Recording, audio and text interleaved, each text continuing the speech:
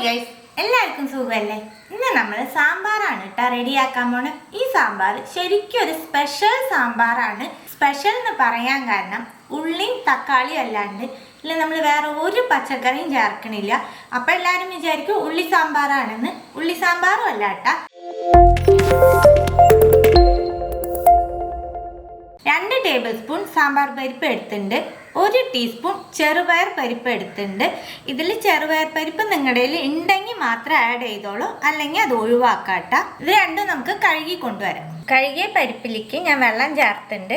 അതിലേക്ക് 1/2 ടീസ്പൂൺ നെയ്യ്, 1/4 ടീസ്പൂൺ മഞ്ഞൾപ്പൊടി, ഇതെല്ലാം ഒന്ന് മിക്സ് ചെയ്ത് കൊടുക്കാം. 3 വിസിൽ വിട്ട് എടുക്കാം.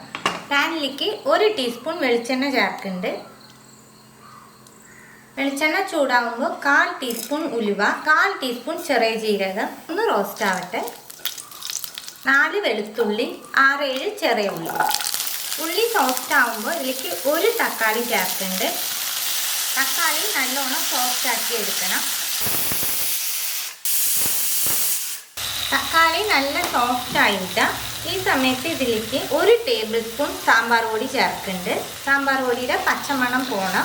ഈ കറിക്ക് 6-7 ചെറിയ ഉള്ളിയും 1 തക്കാളി, ഇത് മാത്രമേ ഉള്ളൂ നമ്മൾ യൂസ് ചെയ്യുന്ന പച്ചക്കറി. സാമ്പാർ പൊടിയുടെ പച്ചമണം പോയിട്ട് ഇനി ഫ്ലെയിം ഓഫ് ആക്കിയിട്ട് ഈ മിക്സ് തണുത്തതിൻ്റെ ശേഷം നല്ല ഫൈനായിട്ട് അരച്ചെടുത്തിട്ട് വരാം. തക്കാളിയുടെ മിക്സ് തണുത്തതിൻ്റെ ശേഷം ഫൈനായിട്ട് അരച്ചെടുത്തിട്ടുണ്ട്. അതുപോലെ പരിപ്പും നല്ലോണം വെന്ത് കിട്ടിയിട്ടുണ്ട്. പാനിലേക്ക് 1 ടേബിൾ സ്പൂൺ വെളിച്ചെണ്ണ ചേർക്കുന്നുണ്ട്.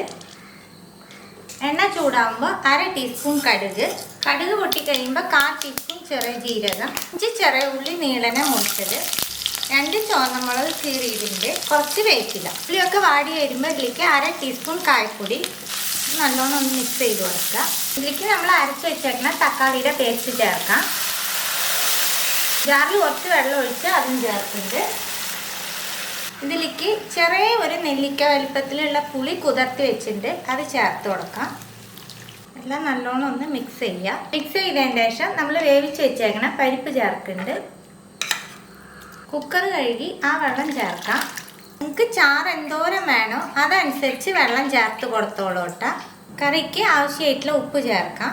എല്ലാം മിക്സ് ചെയ്ത് കൊടുത്ത് ഒന്ന് തിളപ്പിച്ചെടുക്കണം. നമുക്ക് ഒരുപാട് സമയമൊന്നും തിളപ്പിക്കേണ്ട, 2-3 മിനിറ്റ് ഒന്ന് തിളപ്പിച്ചെടുക്കാം. സാമ്പാർ നല്ലോണം തിളച്ചുവിട്ടാൽ നമുക്കിതിലൊന്നും ചേർക്കാനില്ല. കുറച്ച് മല്ലിയില ചേർത്ത് ഫ്ലെയിം ഓഫ് ആക്കാം.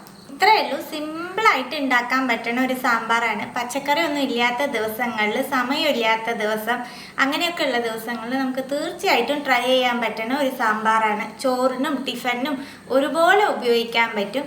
എല്ലാവരും തീർച്ചയായിട്ടും ട്രൈ ചെയ്യണം. ട്രൈ ചെയ്ത് നിങ്ങളുടെ ഫീഡ്ബാക്കൊക്കെ അറിയിക്കുക. പുതിയൊരു റെസിപ്പി ആയിട്ട് അടുത്ത വീഡിയോയിൽ കാണാം. See you, by.